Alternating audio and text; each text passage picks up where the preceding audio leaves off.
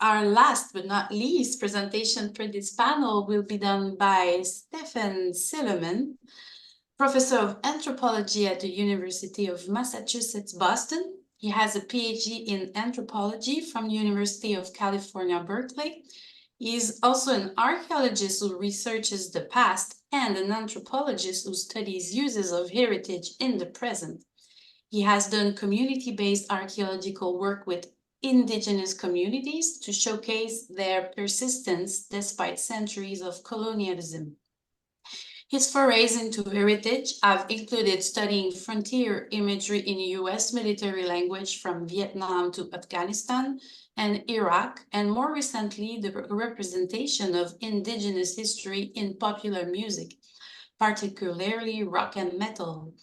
These represent more than just academic interests. He is an avid listener to heavy music, supporter of local bands, and frequent concert attendee. Welcome, Professor. Thank you very much. It's a pleasure to be here and get to explore some things. It's the first time I've put a paper together on this topic that I've been thinking about and teaching about a little bit over the last couple of years. So I appreciate all of you being an audience for that. Let me share my screen.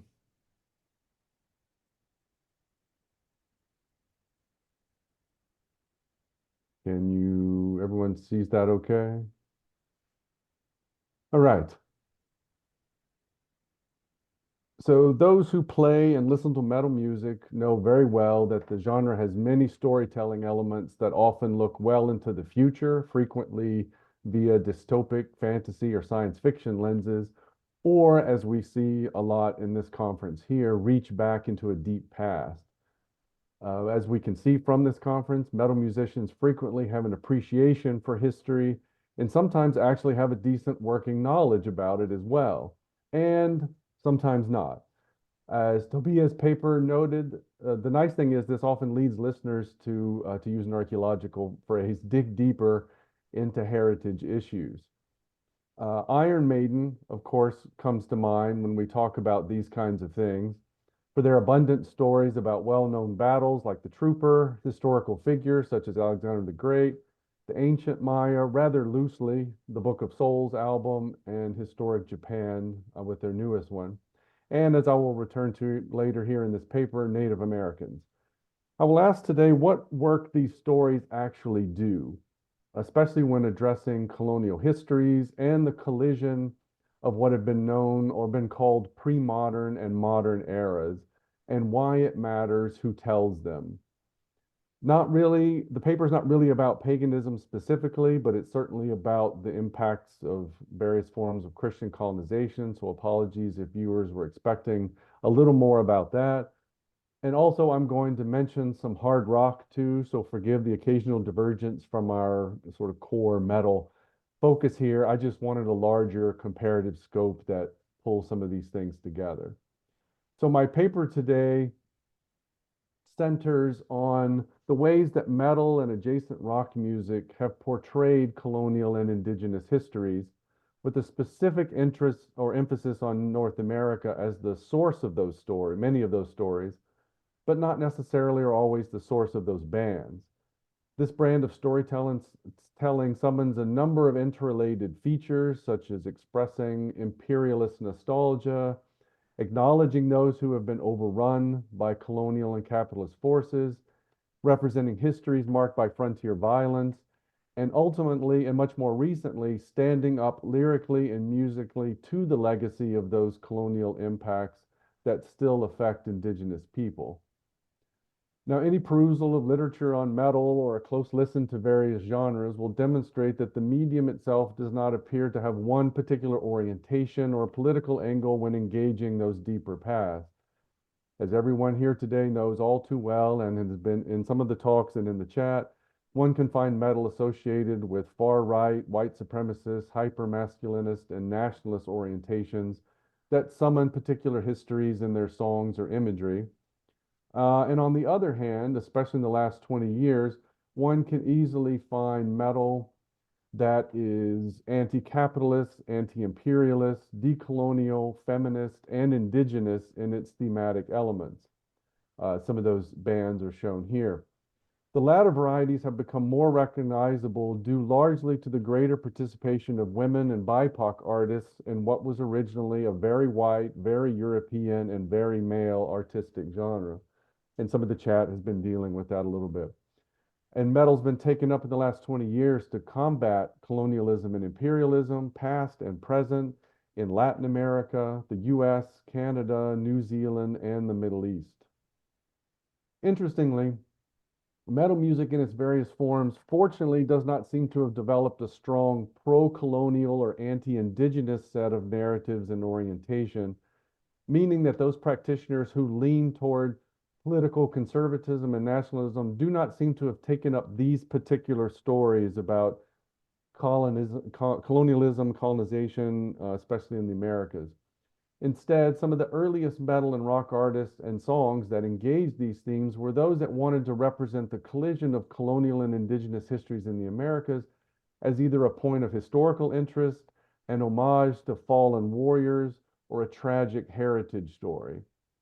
I suggest that many musicians found these stories compelling because of their emphasis on one trope that tends to feature prominently in metal and adjacent rock styles, that of the noble warrior, the fallen hero, the nonconformist, the rebel, and the misunderstood, or as Miroslav mentioned in his paper, warrior kinds of metal.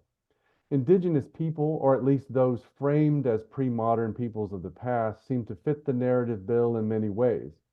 This was particularly the case for many musicians whose sense of those histories was heavily inflected through popular culture and cinema, especially those living on the other side of the Atlantic from where some of these indigenous and colonial histories actually played out.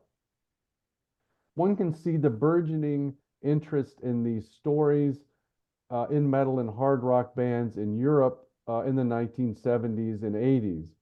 German so-called krautrock bands like Geronimo, Gila, and Sitting Bull drew strongly, and this is 1971, 3, and 71 again, drew strongly from such narrative realms with their band names and the song content.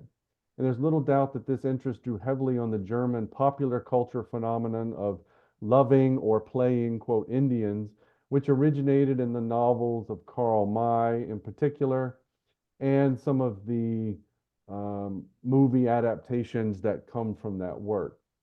Clearly, D. Brown's book, Bury My Heart at Wounded Knee, in 1970, was highly influential as well, capturing as it did the tragic histories of the American frontier for international audiences. In that same era, Queen, the band, offered a scathing critique of colonialism and white supremacy in 1976 in their song, White Man. Now, although many of these have name and event specificity drawn from the colonial past of the Americas, many songs headed off course into anachronistic or ahistorical representations as well, in both lyrical and musical video form. This kind of representation is most apparent and publicly noticeable in two 1980s metal icons, Iron Maiden and Europe. British heavy metal classics Iron Maiden released the iconic Run to the Hills in 1982. This driving song recounts the ravaging and plundering of Native American societies on the plains of the Americas at the hands of American colonizers, with a kind of tragic heroism and serious tone. Yet the video, and this slide shows two images taken from that, turns the historical events under consideration into humorous antics through the use of a 1923 silent film titled The Uncovered Wagon that parodied Native American and settler violence into playful scenes. This video choice, I would say, lightened the tone of the song and took the edge off what had been rather scathing lyrics. Now, Swedish power or hair metal band, however you might like to frame them, Europe, gained international fame, of course, with their song The Final Countdown in 1986, but they had another song on that album of particular relevance here. That song was Cherokee. It offered a light metal lament to the infamous Trail of Tears that the federal government used to remove Native Americans from the American Southeast to reservations in the then territory of Oklahoma. Guitarist John Sykes also drew inspiration from Dee Brown's book as well. The song emphasizes agonizing loss and cultural devastation with reasonable, albeit vague, accuracy about the historical context, using rather trite tribal drums to open the song, as many musicians have done, from folk to pop to rock, when they're signaling rather problematically that they're supposedly writing about something Native American. However, much like Run to the Hills, the video works a bit counter to the point. The video, and you see three scenes here, represent the kind of hodgepodge that characterized many European stereotyped understandings of indigenous people and histories in the US, that they all rode horses, they all lived in teepees, and they all inhabited either a desert or grassland. And somehow they were all Cherokee as well. This is a common problem. As a result, the video does not depict anything remotely Cherokee. It shows cultural elements such as dress, use of horses, and housing common to the Great Plains, not the woodlands of the Carolina homelands of the Cherokee. It also has the band and video actors performing in an arid canyonland environment that recalls Karl May depictions of the American Southwest, which were often filmed in Croatia and Italy, which is a far cry from either the Cherokee homelands of the southeastern US or the Oklahoma Territory that received them. Now, despite the frequent cultural misrepresentations that range from unfortunate to egregious, many metal artists performing within this theme emphasize a kind of reverence, respect, and ultimately regret for the indigenous peoples of the Americas who experienced atrocities at the hands of European colonizers and settlers. This stemmed largely from the idea noted earlier about themes of resistance, rebellion, and violent conflict rooted in the ethos of much rock and metal. In other words, despite their shortcomings, these songs and artists were trying to be supportive from a temporal and ontological distance. That is, being somewhat critical of those events that had happened, again, more about fallen warriors than about colonial critique, but keeping them firmly situated in a romanticized pre-modern past considered to be over. Anthropologist Renato Rosaldo termed this kind of homage to those who are considered gone with no real effect or critical stance or question about if they actually are still gone, is what was called imperialist nostalgia. So this comfortable approach in Europe clearly arises more from naivete and lack of engagement with actual indigenous people and communities. Something popped up in my Zoom, sorry, at whom many musicians probably considered relics of a pre-modern past rather than living peoples coming out of those pasts. Even in Canada and the US in the 1970s to 90s, indigenous people and their histories were not particularly well represented or emphasized, and this information was more heavily filtered in Europe. However, this neutral approach, quote, neutral approach, ultimately, although likely unintentionally, advanced a subtle form of colonialism's legacy of erasure rather than help to counter it, and it did so in two critical ways. The first of those was the emphasis on loss, tragedy, and vanishing that put the powerful stories of colonialism in the past and talked about those processes with finality.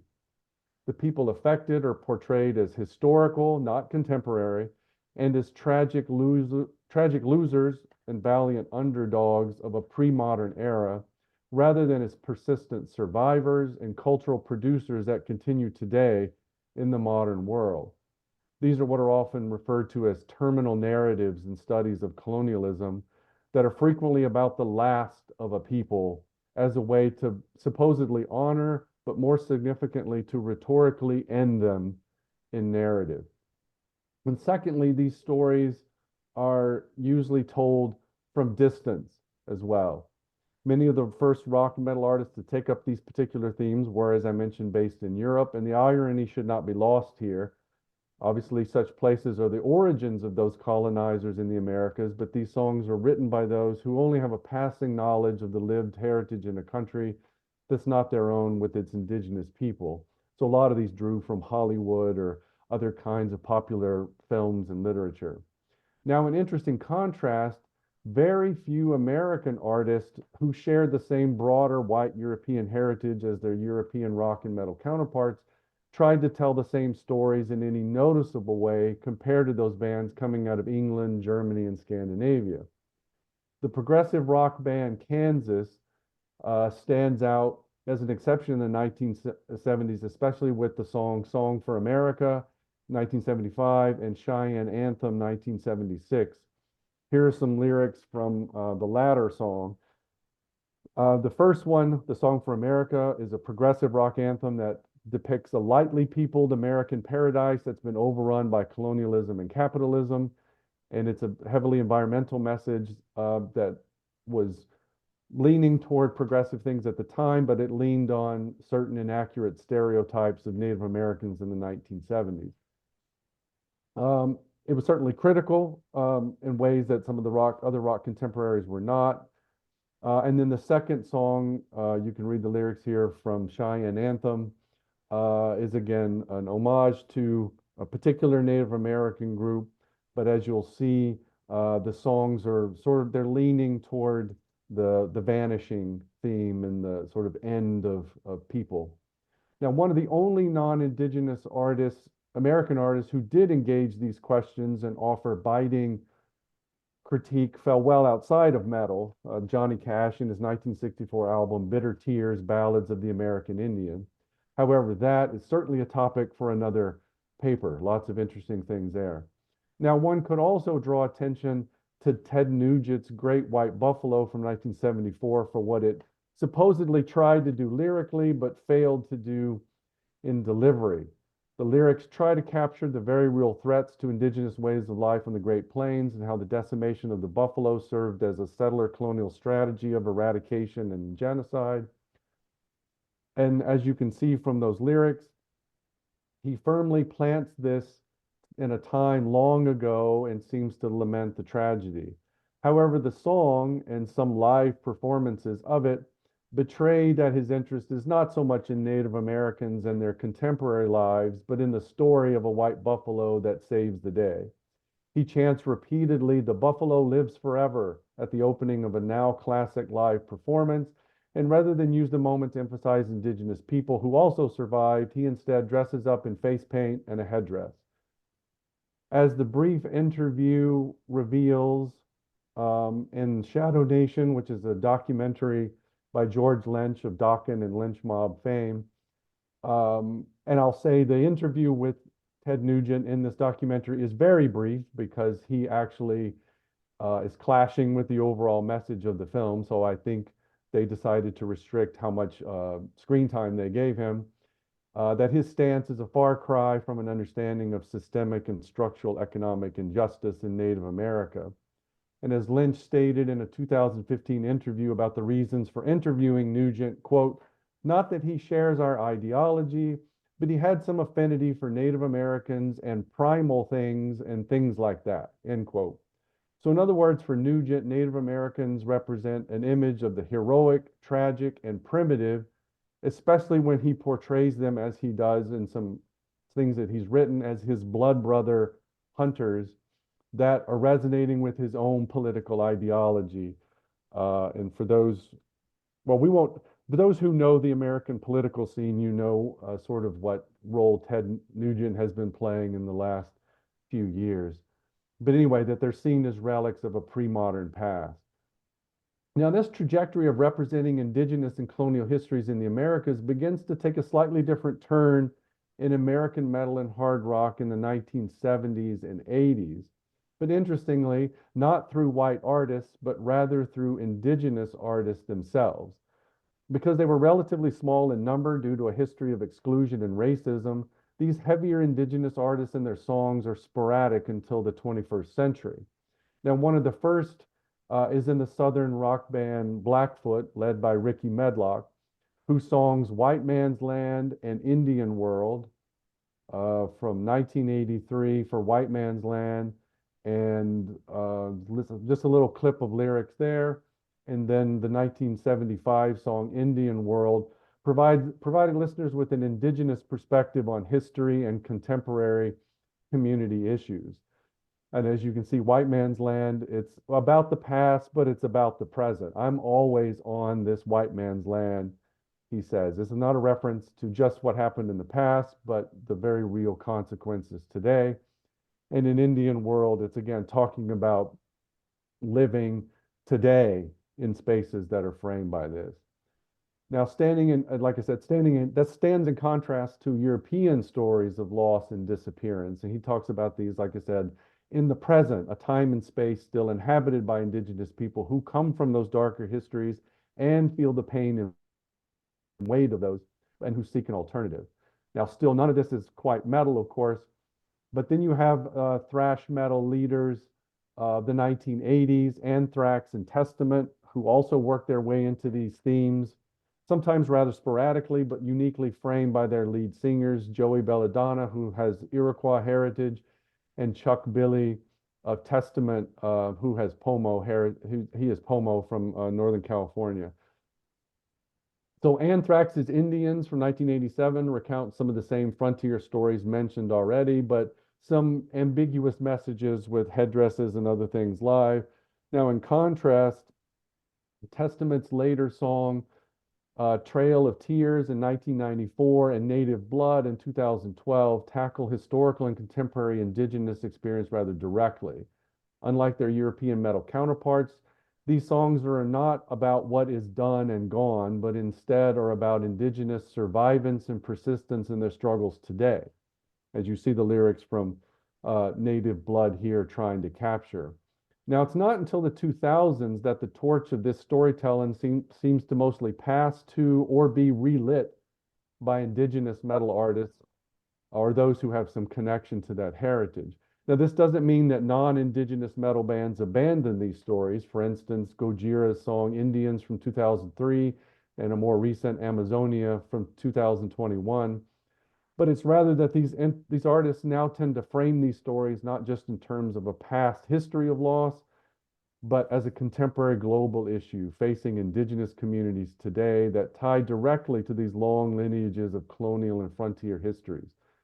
So in other words, indigenous people are not props in stories of the pre-modern past, but instead present actors and community members who have a stake in those historical representations. So rather, some more explicitly about what some of these might look like, some North American indigenous bands or bands with majority indigenous members and songwriters of the last decade have taken up these issues through post-metal and Black Death and Blackened Death metal.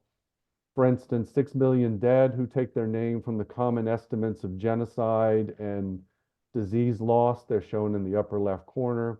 Merciless Indian Savages, who take their name from, if you don't know, from the U.S. Declaration of Independence. That is how indigenous people were referred to in that founding document of the United States. Black Braid on the upper right, who is followed by some controversy as an adoptee out of his community, finding his way back to his roots.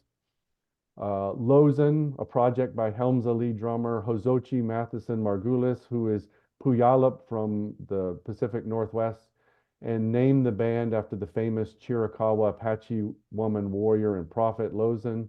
And then smaller acts like Divide and Dissolve, Dismal Aura, Longhouse, Pan American Native Front, and Guiabal. Now, it's worth considering some of the lyrics of the bands above, as they tend to frame the same issues of colonial dispossession that Iron Maiden, Europe, and others tried to tackle, but with more culturally situated passion, more anger, and more critical attention to either contemporary indigenous issues or even indigenous futurism. So 6 Million Dead song Bloodlust cuts to the chase, leaving aside the more tempered narratives of 1980s bands and addressing not just the events themselves, but the motives behind them. Merciless Indian Savages offers particularly interesting examples from their 2020 release, Kill the Man, Save the Indian. So Manifest Death drives home the reality of colonialism's weight, but it's also its salience today. And ends with, remember that in this conquest, you're still our uninvited guest. Not a comment just on the past, but on the realities of the present. And in the song Back to Your Ships, they flip the script and present an alternative history to colonial attack, or rather a possible future. And they allude directly in the last two lines to Iron Maiden's Run to the Hills, but with different outcomes. Run for your lives, not to the hills, back to your ships. back to your ships. And then finally, other indigenous metal bands in South America, New Zealand, and Australia employ similar stories and anchored perspectives through a variety of thrash, folk, heavy, and death metal genres. So I just want to give some examples of those there. And what the current surge of indigenous metal has provided in participation, representation, and theme is another sense that metal can do more than provide entertainment and tell neutral stories. It can work as part of decolonial practice and as part of indigenous survivance. It can tell stories that matter. Rather than cosmopolitan, dabbling, inherited stories, especially other people's histories, indigenous-centered metal has the potential to provide grounded, embodied histories of people in and from those moments in time who suffered attempted genocide, but also who endured and need to be heard today. So in other words, it means centering indigenous people as more than pre-modern story content, but as invested storytellers today. So in addition to metal creating personal emotion and offering, of course, as we all know, good entertainment, these artists expressed a strong desire for the music to actually do something. And I will end on that, and thank you very much.